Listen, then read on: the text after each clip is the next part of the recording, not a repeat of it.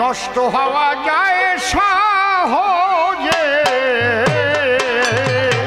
সাধু হওয়া কষ্ট বটে, নষ্ট হওয়া যায়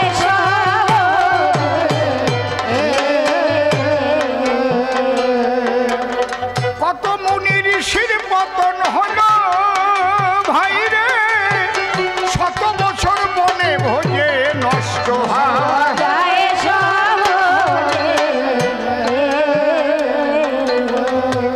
যেভাবে প্রশ্ন করেছিল দান, আমি দিয়েছিলাম তার সমাধান।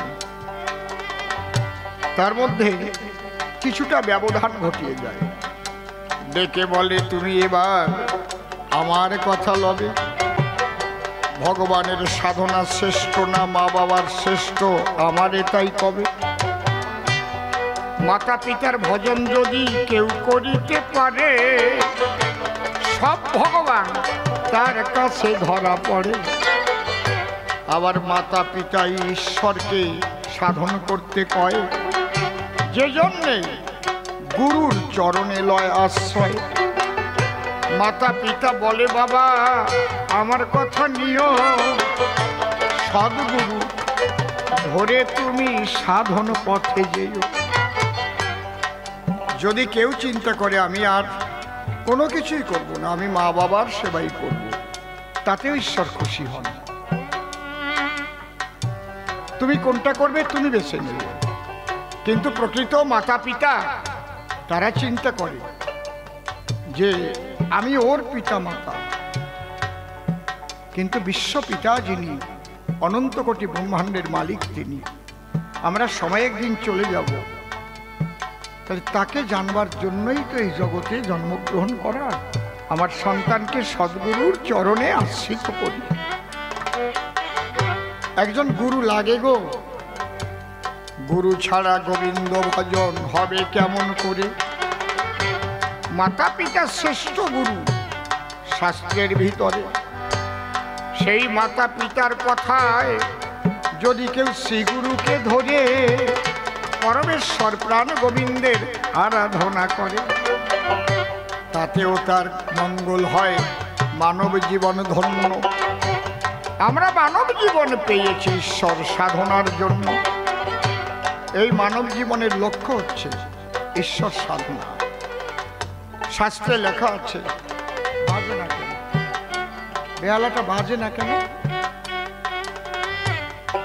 দেন মনিটর একটু দেন তো, মনিটরে দেন। দোতারায় হাত দিয়েছেন আপনি, এটাই হাত পড়েনি, দোতারাটা বেড়ে গেছে, ওইটাই হাত দেন। বাজে দেন, মনিটরে দেন।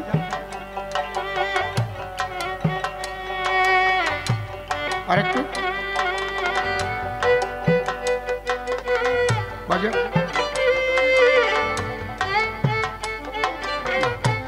একটু কানে না এলে গান করবো। একটা ছোট্ট গল্প বলি।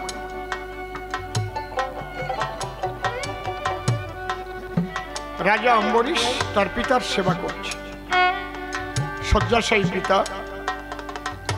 এই সময় বিশ্বামিত্র দরজায় এলেন। দু তিনবার ডাক দেবার পরেও রাজা অম্বরীশ এমনভাবে পিতৃসেবায় মগ্ন ছিল, ডাক শুনতে পাইনি। তখন তাকে ব্রহ্মশাপ অর্পণ করল। আমি এত বড় ঋষি বেটা এলাম তোর দ্বারে, আমার কথায় কর্ণপাত করিস নাই কিসের তরে।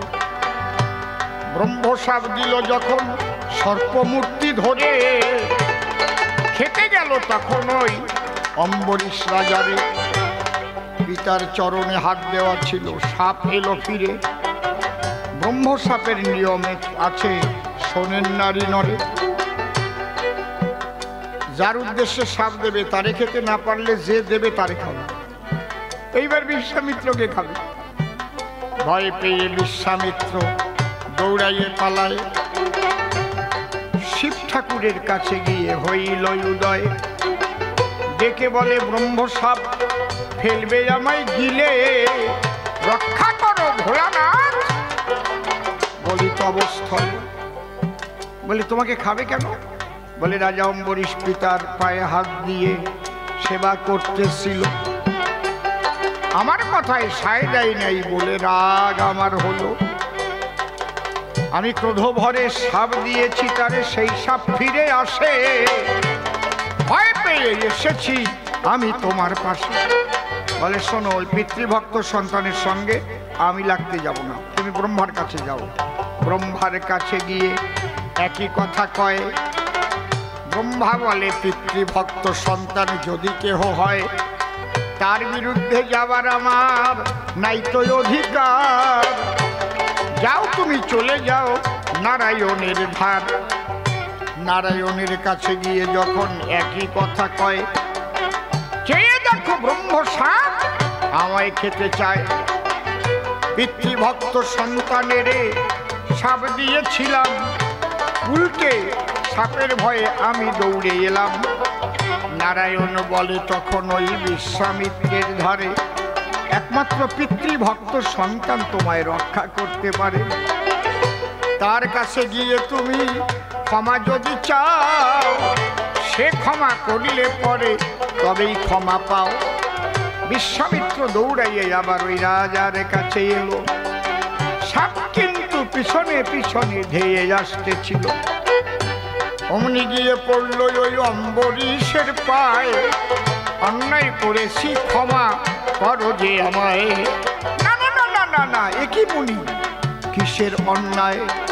বলে আমি এসে দাঁড়াইয়েছিলাম তোমার দরজায়, বারবার ডাকার পরে ছাড়া নাহি দিলে, এই জন্য ক্রোধাগ্নি আমার মধ্যে জ্বলে। তাই অভিশাপ দিয়েছিলাম সাপ মূর্তিমন্ত হয়ে, এইবার এসেছে আমার দিকে ধেয়ে।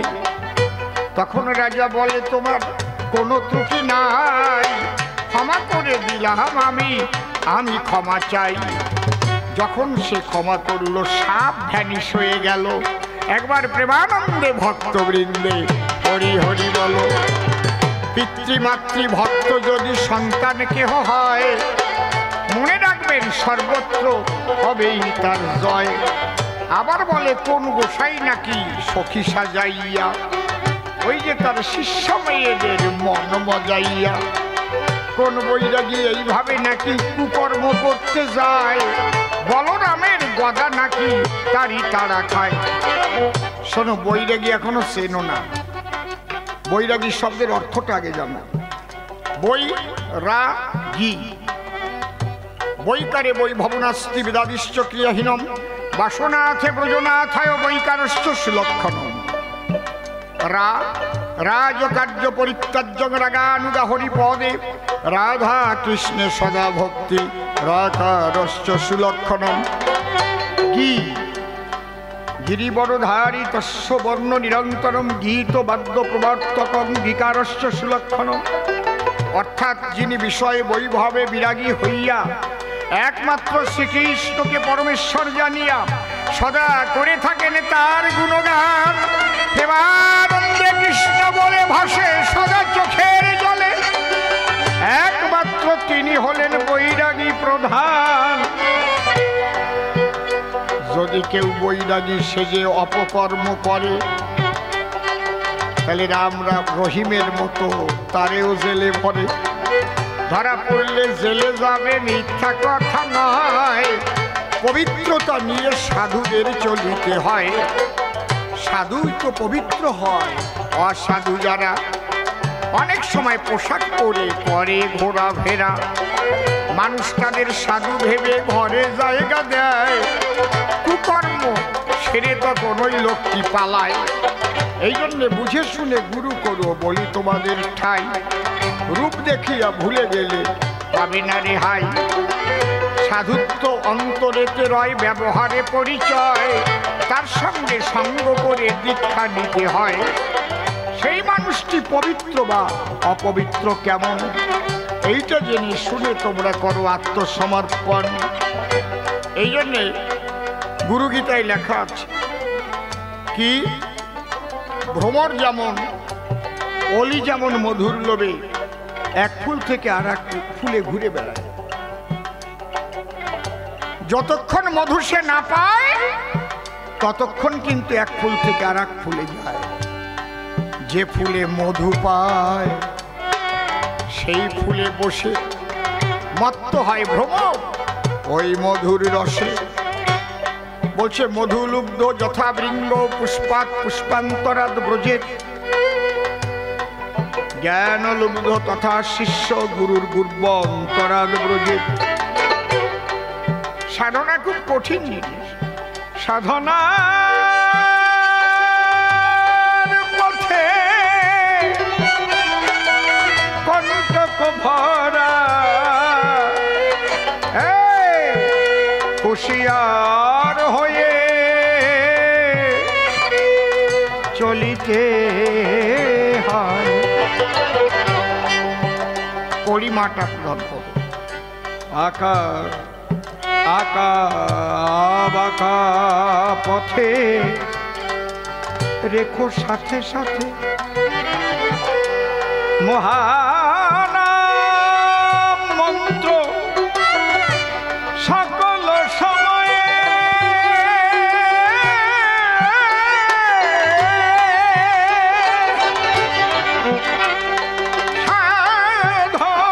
সাধনার পথে কণ্টক ভরা, হুঁশিয়ার হয়ে চলিতে হয়। কত কত বিভীষিকা, কত প্রলোভন সাধনার পথে করে বিচরণ। মাঝে মাঝে পাবে বন্ধু দুই একজন, মাঝে মাঝে পাবে বন্ধু দুই একজন, তাদের শরণে নাহি কো ভয়। সাধনার পথে কণ্টক ভরা, হুঁশিয়ার হয়ে চলিতে। আবার বলবো, সাধনার পথে কণ্টক ভরা, হুঁশিয়ার হয়ে চলিতে হয়। বিচলিত তুমি হয় না কখন, তুচ্ছয়ে বাধা ভবারে বচন। বিচলিত তুমি হয় না কখন, তুচ্ছয়ে বাধা ভবার মাতৃ নামে রাখো ভরিয়া বদন। মাতৃ নামে ভরিয়া বদন, মাতৃ নামে রাখো ভরিয়া বদন, সমন দমন হবে সুনিশ্চয়। সাধনার পথে কণ্টক ভরা, হুঁশিয়ার হয়ে এই জন্য সাধন ভজন করতে যায় যারা, নির্লোভী পবিত্র মানুষ হবে তারা।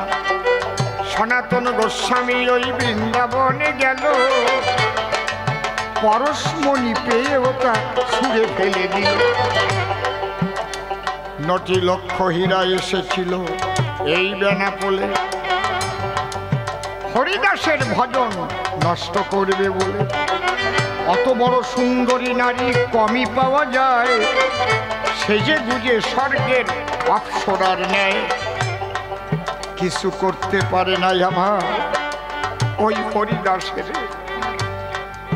বৈষ্ণবী হইল তার সঙ্গ পেয়ে পড়ে, হরিদাসের কাছে সে দীক্ষা শিক্ষা নিল। দীক্ষা মন্ত্র পেয়ে সে বৃন্দাবনে গেল। বাজারের নটি দেখো সে বৈষ্ণবীও হয়।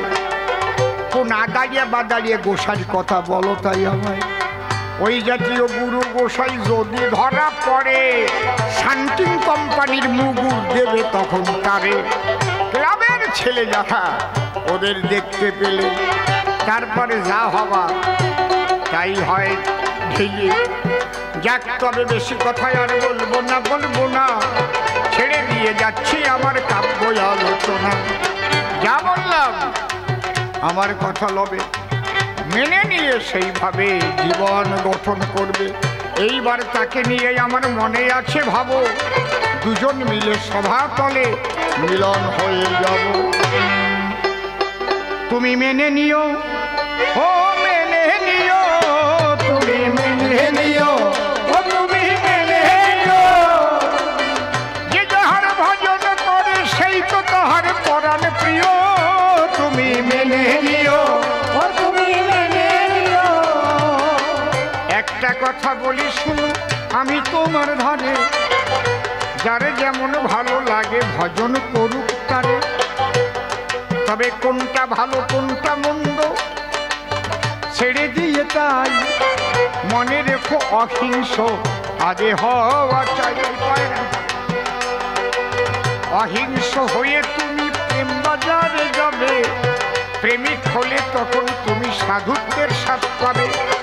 পরিষ্কার বলে গেলাম তোমায় আমি ভাই, তবে বেশি বলে আমার আর প্রয়োজন নাই। তুমি মেনে নিও, ও তুমি মেনে নিও, তুমি মেনে নিও, ও তুমি মেনে নিও।